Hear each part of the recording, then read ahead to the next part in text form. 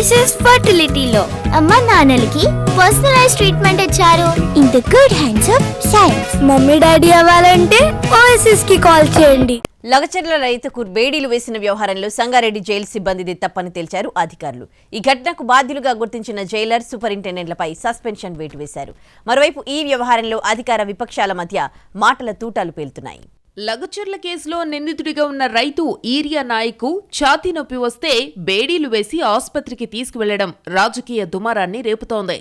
సంగారెడ్డి జిల్లా ఆసుపత్రి నుంచి గాంధీ ఆసుపత్రికి తరలించే క్రమంలో నిందితుడికి బేడీలు వేసి తీసుకెళ్లారు. ఈ ఘటనపై సీఎం రేవంత్ సీరియస్ గా స్పందించారు. రైతుకు బేడీలు వేసి తీసుకువెళ్లాల్సిన అవసరం ఏముందంటూ ఆగ్రహం వ్యక్తం చేశారు. అధికారులతో మాట్లాడిన సీఎం ఘటనపై ఆరా తీశారు.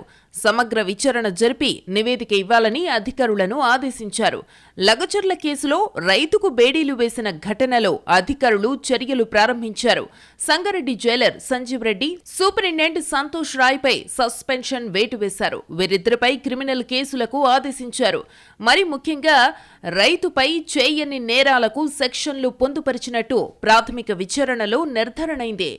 ఈరియా నాయక్ బేడీలు వేసి ఆసుపత్రికి తీసుకువెళ్లడాన్ని ప్రతిపక్షాలు తప్పుబడుతున్నాయి. రైతుకు బేడీలు వేసిన ఘటనను కేటీఆర్ తీవ్రంగా విమర్శించారు.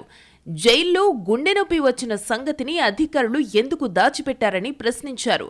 కనీసం కుటుంబ సభ్యులకు కూడా చెప్పలేదని కేటీఆర్ మండిపడ్డారు. ఒక వ్యక్తికి గుండె నొప్పి వస్తే జైలు అధికారులు అంటే ప్రభుత్వ కస్టడీలో వెంటనే ఆ కుటుంబ సభ్యులకు తెలియజెప్పాలన్నా వద్దా? కనీసం చెప్పలేదు. ఆయనకేమన్నా అయితే బాధ్యత ఎవరిదని నేను అడుగుతా ఉన్నా. ఎవడన్నా గుండెపోటు వచ్చినాడు పారిపోతారండి? గుండెపోటు వచ్చిన వాళ్ళు వెంటనే జైలు నుంచి దుంకి పారిపోతారా? ఇంత అన్యాయమా? ఛాతీలో నొప్పి వస్తోందని ఈరియా నాయక్ చెప్పడంతో సంగారెడ్డి జిల్లా ప్రభుత్వాసుపత్రిలో ఈసీజీ, 2DAకు పరీక్షలు చేశారు. ఈ క్రమంలో ఈరియా నాయక్ను చూసేందుకు కుటుంబ సభ్యులు ఆసుపత్రి దగ్గరకొచ్చారు. పోలీసులు వారిని లోపలికి అనుమతించలేదు. కుటుంబ సభ్యులు, బంధువులు పోలీసులతో వాగ్వాదానికి దిగారు. పరిస్థితి ఉద్రిక్తంగా మారడంతో ఈరియా నాయక్ను అంబులెన్స్లో గాంధీ ఆసుపత్రికి తరలించారు. ఆసుపత్రి ఎదుట గిరిజన సంఘాలు, ఈరియా నాయక్ బంధువులు ఆందోళన చేశారు. గత నెల 11న వికారాబాద్ జిల్లా లగచర్లలో కలెక్టర్పై దాడి కేసులో ఈరియా నాయక్ రిమాండ్ ఖైదీగా ఉన్నారు. గతంలోనే ఆయనకు గుండె సంబంధిత సమస్య ఉన్నట్టు ఈరియా నాయక్ కుటుంబ సభ్యులు చెబుతున్నారు. 3 నెలల క్రితం స్టెంట్ వేయాలని వైద్యులు చెప్పారని అంటున్నారు.